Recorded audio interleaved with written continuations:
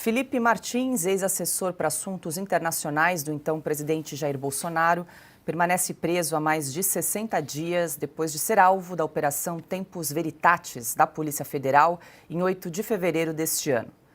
Ele é acusado de integrar o núcleo jurídico de um grupo envolvido na suposta tentativa de golpe de Estado depois das eleições de 2022. E sobre este caso, nós vamos conversar agora com o advogado de Felipe Martins, o desembargador aposentado Sebastião Coelho.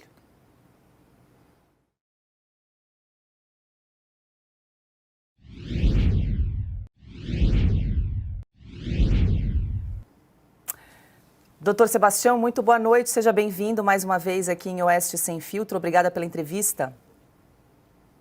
Boa noite, Paula. Boa noite, Augusto, Piotr, Silvio, Constantino. Estou à disposição de vocês. Doutor Sebastião, o senhor assumiu o caso de Felipe Martins na semana passada. E da última vez que nós conversamos, o senhor me disse que estava sem acesso ao processo. Quero lhe perguntar como é que está essa situação neste momento. Inicialmente, Paula, me permite atender um pedido do Felipe Martins no sentido de esclarecer a saída do Dr. Mansur e do Dr. Jansen. Não há nenhum inconformismo com a defesa. Segundo me informaram, tanto o Felipe quanto o doutor Ricardo, os advogados fizeram um trabalho brilhante, eu ainda não conheço, porque não tive acesso aos autos, mas o Felipe dá o seu agradecimento e deixa esse esclarecimento público. Paula, eu e o doutor Edson fui encaminhado ao gabinete do ministro desde segunda-feira o subestabelecimento de procuração, que é os poderes outorgados pelo advogado que já está no processo.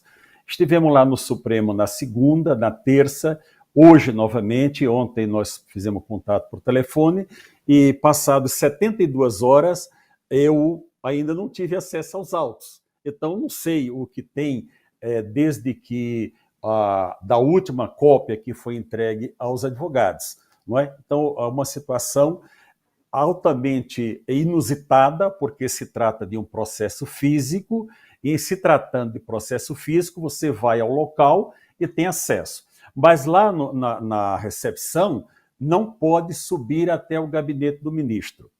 É informado um telefone, nós falamos já várias vezes no gabinete do ministro, e eles informam um telefone de apoio ao advogado. Nós ligamos desse telefone, a informação que tem, e olha, realmente está aqui, mas é sigiloso, não sabemos o que foi despachado. Ok, então me diga, o senhor será intimado, olha só a informação, intimado por correio da decisão que foi proferida. Qual setor que vai expedir essa intimação? Para eu me antecipar, ir até lá e tomar conhecimento e levar o HD para pegar a cópia dos autos. Não podemos dar o telefone desse setor. Então, é uma situação absolutamente inusitada. O advogado que está nos autos é o doutor Ricardo lá de Ponta Grossa, no interior do Paraná. Mesmo que ele se deslocasse até Brasília para verificar o processo, não teria acesso. Então, quero denunciar isso publicamente. Isso é um abuso de poder, mais um abuso de poder, é contra a liberdade do Felipe, que está lá mais de 60 dias, provado que ele não saiu do país. O ministro já tem informação de que a saída dele do país não aconteceu e não despacha. Eu pedi uma audiência ao ministro ou ao assessor que ele designasse, não sei se ele me atenderia, mas se me atender eu estarei lá tranquilamente, mas eu já faço o pedido aqui de público. O pedido que eu quero nada mais é que decida a liberdade, aprecie o pedido de liberdade que já está lá, comparecer favorável da Procuradoria da República. Então, é uma situação que nós não temos acesso aos autos, o ministro não decide e o Felipe não tem qualquer responsabilidade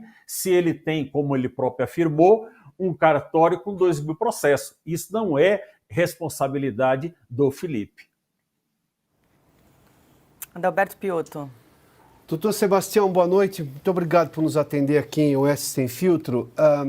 O senhor trouxe novamente todas as arbitrariedades, a dificuldade do trabalho do advogado. o caso especificamente das provas estarem lá, a manifestação da Procuradoria-Geral da República que dizem claramente que não é razão para estar preso o Felipe pelo fato dele ter saído, porque ele não saiu, e essa é a razão das provas mostradas ali e da manifestação da PGR. A minha pergunta é um pouco mais retórica, doutor. O senhor acha que depois deste movimento em que o Twitter, o ex-Twitter, né, e agora o Elon Musk, com essa nova administração, está mostrando tudo o que aconteceu no país recentemente, o senhor acha que vai haver uma mudança, digamos, para voltar um pouco de normalidade institucional e previsibilidade jurídica que o senhor tão bem conhece, o senhor é um ex-desembargador, ou seja, o advogado vai ter acesso aos autos, o juiz vai se manifestar sobre uma decisão, ou pelo menos um parecer da Procuradoria-Geral da República, e, obviamente, o advogado vai saber o que fazer, porque hoje eu imagino a posição do senhor de não ter o que fazer, porque o processo não chega nas suas mãos. Eu espero, Piotr, prazer falar com você mais uma vez, eu espero que tenha consequência, porque nós estamos denunciando isso há muito tempo. Vocês acabaram de referir ao inquérito 4781, que está aí mais de 5 anos. Mais de 5 anos. O 4874, que das milícias, prorrogado sucessivamente, sem ter um fim. E essa entrada do Elon Musk nessa batalha pelo Brasil, né, que nós agradecemos, eu espero que tenha consequência e que os senhores ministros do Supremo Tribunal Federal tenham juízo, como já foi dito no editorial do Estado de São Paulo. Né? Então, eu tinha vivenciado, Piotr, essa situação por colegas que me relatavam e até desabafo. Olha, Sebastião, olha o que está acontecendo, não temos acesso, mas eu estou vivenciando agora na pele. Eu fui a Curitiba, conversei com o cliente, conversei com o Felipe, ficamos tudo acertado. No mesmo dia ele soltou uma nota esclarecendo questão de delação premiada, e a minha entrada no processo é a garantia de que não existe delação premiada, até porque o Felipe não tem o que delatar. Agora, em qualquer processo que eu estiver, eu sou incompatível com delação premiada. Eu sou incompatível. Então, eu espero que toda essa movimentação, que o Congresso Nacional acorde, que a Ordem dos Advogados do Brasil acorde, para que haja uma manifestação, uma reação democrática a esse arbítrio que é praticado há muito tempo pelo Supremo Tribunal Federal e especialmente pelo ministro Alexandre de Moraes. Ele passou de todos os limites, não é razoável o que está acontecendo. É um juiz que age arbitrariamente, como vocês falaram agora há pouco, age com o fígado, né? Responde a tudo de forma de enfrentamento. Não é? Então, no geral, Piotr, eu espero que tenha consequência. Mas, no particular, eu quero que haja uma decisão. A pior decisão é aquela que não existe. Ele tem que dizer sim ou não. Sim, porque solta o Felipe, deve soltar, e tem que soltar porque proferiu indecisão com base numa prova mentirosa, foi colocada uma mentira para ele, comprovada a mentira, a Procuradoria já se manifestou pela liberdade, e o que é que ele faz? Determina novas diligências, fazendo o papel, mais uma vez, de polícia. Então, eu sou inconformado com isso, vocês sabem, eu já venho denunciando e vou denunciar no geral e no caso particular. Não é admissível, Brasil, que um advogado não tenha acesso ao expediente que está ali colocado contra o seu cliente. Se você entrar no processo, Piotr, vai aparecer lá, petição, petição, petição. Olha, são vários investigados, não se sabe de quem é a petição, não se sabe qual foi o despacho proferido. Então, eu falo aqui, eu falo com indignação. E a partir de hoje, eu vou cobrar todos os dias. A partir de hoje, eu estou dando essa entrevista, ela já é bem esclarecedora, mas amanhã, a partir de amanhã, eu vou colocar no meu Instagram todos os dias. Ainda não houve decisão no caso Felipe Martins. O ministro tem que decidir. Ele goste ou não do caso, ele tem que decidir. Ele gosta ou não da minha pessoa, ele tem que decidir. Tem que me receber, porque eu sou advogado dos autos, para esclarecer tudo que lá está, que não precisa de esclarecimento. Olha, que absurdo você querer que a parte investigada faça uma prova negativa. Como é que eu vou fazer uma prova negativa? E nós não estamos tratando de mérito do processo, da petição que está lá. Nós estamos tratando da base para a decretação da prisão preventiva. A base para a decretação é mentirosa. Felipe não saiu do país. A última saída de Felipe do Brasil foi em setembro de 2022. Então, isso tem que ter. Me perdoando de eu estar falando dessa forma, e que eu estou indignado com o caso em si, de ver esse rapaz lá naquela prisão e com o tratamento que está sendo dado aos advogados. Doutor Sebastião, Silvio Navarro também quer fazer uma pergunta. Boa noite, doutor Sebastião. De fato, é um processo absolutamente kafkiano e o senhor não tem acesso aos autos. Mas a informação que chegou para nós é que um jornalista publicou que o Felipe Martins teria deixado o país com direção aos Estados Unidos, para onde o presidente Jair Bolsonaro também foi.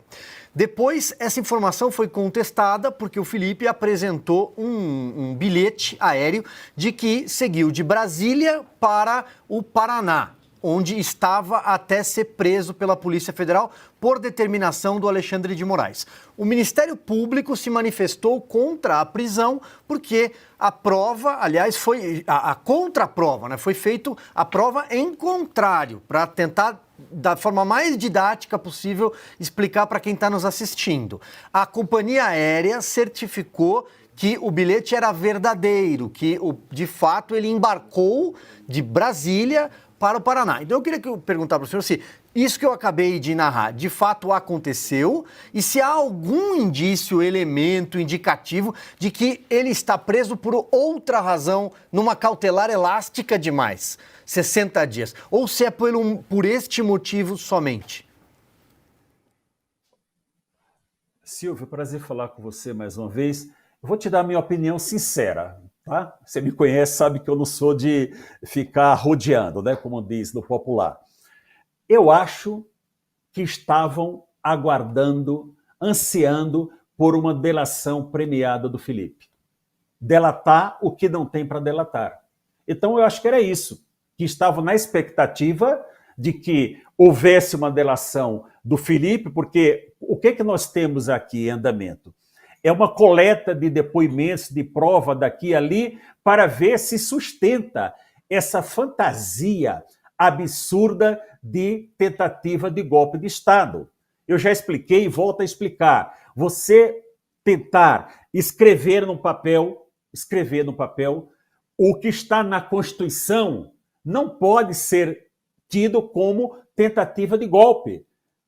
Você escrever um rascunho, se for o caso, para implementar o que está na Constituição e ser submetido ao Congresso Nacional. Então, isso é uma narrativa que quer, de qualquer maneira, de ter um objetivo claro, que é chegar ao presidente Bolsonaro, isso não há dúvida com relação a isso, então fica deixando a pessoa numa situação psicológica insustentável para chegar a uma situação de delação premiada. Eu quero dizer para todos que o Felipe está absolutamente tranquilo, em paz. Ele e a família estão todos em paz, sabendo que estão diante de um processo político. Eu trato o Felipe como preso político. Preso político. Não é outra coisa, porque tudo que já está lá no processo, o ministro tem que decidir, sim ou não. Se ele não tiver os passos que eu pretendo dar nesse caso, e não posso revelar, depende da decisão que ele for proferir. Agora, se ele quer testar quais são e mantendo o Felipe preso, aí é uma questão do julgador, que não deve ficar tendo influência externa de público, o juiz não é artista para depender, olha, tenho tantos seguidores, não é. Ele tem que dar a sua decisão e ponto. Veja só, Silvio, eu vi uma entrevista ontem, fiquei abismado, do presidente do Tribunal Regional Eleitoral do Distrito Federal, do tribunal que eu era o corregedor, é o mesmo presidente, felizmente vai sair daqui a alguns dias, não é?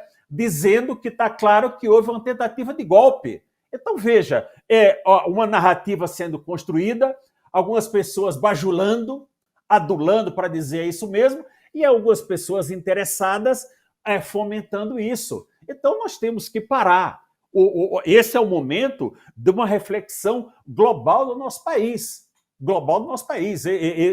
O senhor Alexandre de Moraes, e eu deixei muito claro isso para o Felipe, você está me contratando, mas saiba que eu não vou parar com a minha a ação como cidadão desse país, dizendo o que eu penso. E o que eu penso, todos vocês já sabem a respeito do senhor ministro Alexandre de Moraes, enquanto julgador, enquanto pessoa, ele tem todo o meu respeito, a sua família tem o meu respeito. Agora, como julgador, a situação ela é bem diferente. Então, eu quero requerer aqui de público, senhor, me permite, Paulo, fazer esse requerimento.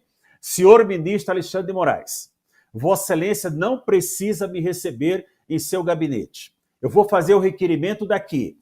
Analise a prova que já está lá demonstrado, e não é mérito, a prova que foi base para a sua decisão. E reveja o seu posicionamento e revogue a sua decisão que foi equivocada, com base em prova falsa. Então não precisa me receber em seu gabinete, que o requerimento já está feito. E faço o requerimento básico. Me entregue as cópias do processo. E mais do que isso, decida! Por favor, decida! Felipe não pode ficar mais nessa prisão sem uma decisão sua.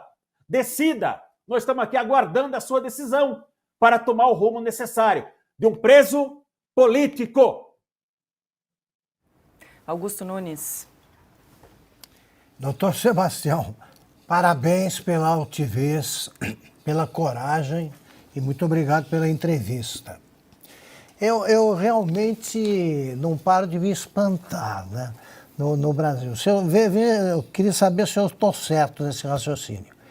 O Alexandre de Moraes decidiu que agora o ônus da prova cabe ao acusado.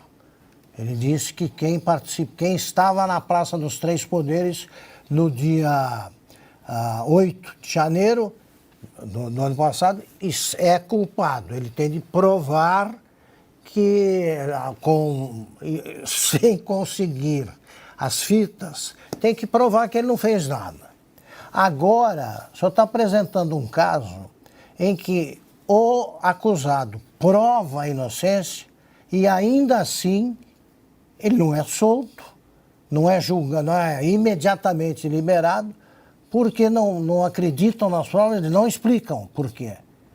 Embora ele tenha provado a inocência. Primeira vez que um um acusado é obrigado a fazer isso. É isso mesmo que está acontecendo? O senhor já viu algo parecido?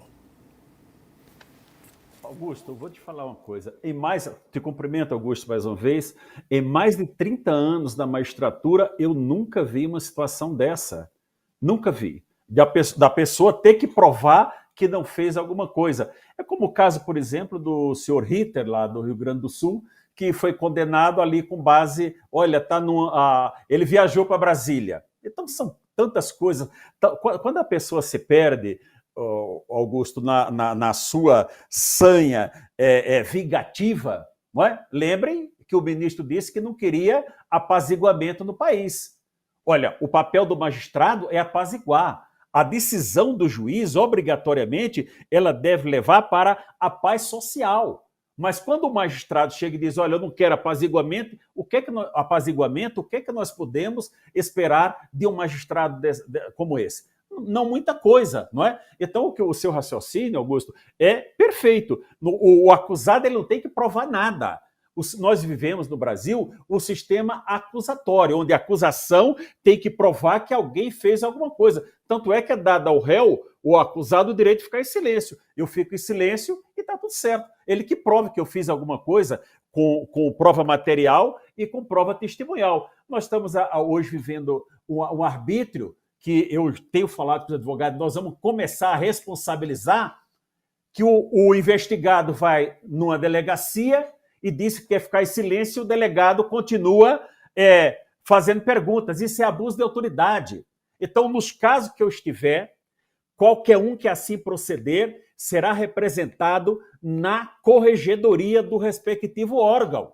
Então, o delegado que quer fazer agradozinho para ministro do Supremo Tribunal Federal, faça. mas saiba que onde eu estiver e com aquelas pessoas que eu tiver a oportunidade de conversar e orientar, não é ouvidoria, não, é corregedoria do órgão.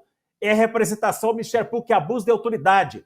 Se o acusado diz, olha, eu não quero, não vou falar, ponto, acabou. É dar o nome, endereço e está encerrado o assunto. Mas e isso? Isso. Então, isso tudo, Augusto, tem que ser denunciado. O nosso sistema judicial, eu peço perdão mais uma vez à audiência por estar falando nesse tom, não estou nervoso não, eu estou indignado, essa é a palavra certa, com tudo que está acontecendo, especialmente no caso do meu cliente agora. Então, tudo isso está de cabeça para baixo, não pode. Inverteu tudo, a ordem está completamente invertida. E falando em ordem, mais uma vez, cadê a ordem dos advogados do Brasil? Conselho Federal da Ordem dos Advogados do Brasil, eu estou mostrando aqui de público, um advogado 72 horas sem ter acesso a um processo. Imagine que não tivesse lá o doutor Ricardo, que bem conhece os autos, uma pessoa maravilhosa, muito preparada, não tivesse no processo. O Felipe estaria 100% indefeso, mas ele está 90% indefeso, porque não tem acesso aos autos. Então, isso é uma situação que nós não podemos admitir no nosso ordenamento jurídico. O juiz que age com abuso de poder, que age com desprezo à parte, à pessoa que ele está sob a sua jurisdição para julgamento, que age com desprezo aos advogados. Eu até entendo, o Augusto, que hoje, lá no Supremo, você necessite ter o nome da portaria para ir ao gabinete de qualquer ministro, porque eles sabem... Por quê? Porque eles já fizeram até agora. Não é porque o povo brasileiro é ruim, não. É pelo que eles já fizeram até agora. Até eu entendo isso. Mas o Estatuto da Ordem dos Advogados do Brasil, a nossa lei de regência, ela diz que o advogado pode se dirigir a qualquer juiz ou ministro ou desembargador sem marcar hora. Se ele estiver no local e disponível, ele tem que atender, sem marcar hora. Agora, você imagina, eu pedi audiência, eu tenho feito questão, Paulo, de ir até lá, além de mandar por e-mail, fazer o protocolo para mostrar. Estão todos aqui. Está aqui a minha pastinha com todos os protocolos aqui, com os números de telefone das pessoas com as quais eu e o doutor Edson falamos. Não é? Então, eu quero deixar essa denúncia pública e, através desse órgão de comunicação, fazer um pedido simples. Juiz, decida. Perfeito. Sebastião Coelho, advogado que assumiu aí a defesa de Felipe Martins. Doutor Sebastião, mais uma vez, obrigada pela entrevista, bom trabalho, uma boa noite para o senhor, até uma próxima. Obrigado, Paulo, até a próxima.